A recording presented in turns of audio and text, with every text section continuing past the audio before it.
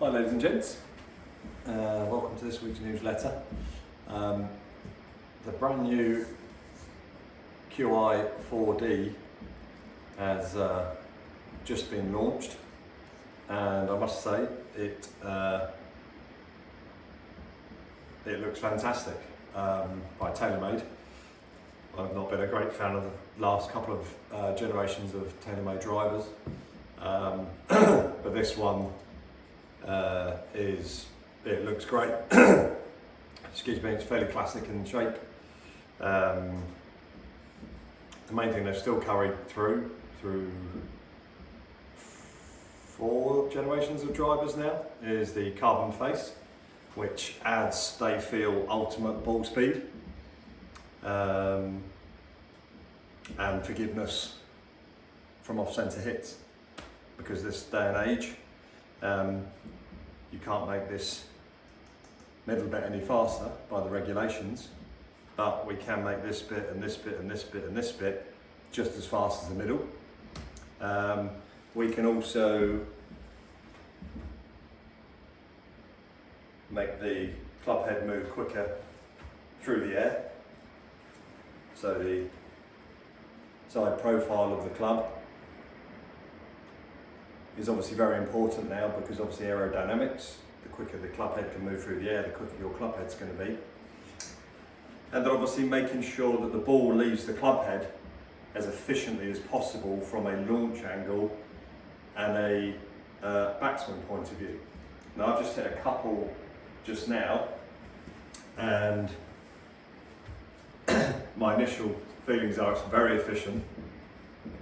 Just the first few shots of the day, not really moving a huge amount. And if you know anything about smash factor, that's basically how efficient a club head swings through impact and how quickly the ball leaves off the club face. The most you're allowed to have by the rules of golf is your club head, your ball speed can be 1.5 times your club head speed. Now in the first couple I hit, got a few nasty ones, but I got a couple nice.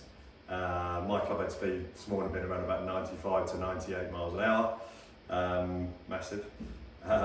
But the ball came off at 1.5 and 1.51. And the biggest thing I noticed about it is the relatively small amount of backspin on it. I initially got figures of 1900 revs, 2100 on fairly good strikes, and even the ones I didn't quite get, I didn't see any spin rates go silly high, which sometimes on parts of the club head they try to make more forgiving can produce too much backspin, and although it feels and is more forgiving, the backspin negates the forgiveness. The other thing they're trying to bring in to simplify the flex of somebody's shaft, they're simply labelling it with miles per hour more than anything. So for example here, 93 to 102 is the standard sort of stiffish shaft. And the other thing they're trying to bring in through their shaft type is how you release the club head, how your club head, whether you're an early releaser or a late releaser, they're trying to make the shaft kick in the right way to make your club head come back square and with much speed as possible. I'm just going to give it a couple a hit again. I'm not a fan of the carbon face feel personally. I like a nice metallic feel, but at the same time, if the ball speed and the efficiency and the forgiveness is going to be great, which it appears to be so far, quite flabbergasted by it, then yeah, maybe we can put up with that carbon feel.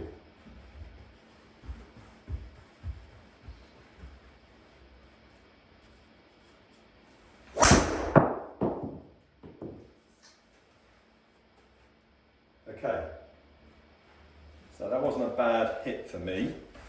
First thing in the morning, give my weak club head speed on that one. But what we can see again is another 1.5 smash reading off this T-peg. I've launched it a little bit high.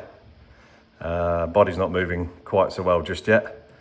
But again, what we're tending to see is, yeah, naturally quite a medium to high launch, but even with that, a relatively low backspin on the ball each time.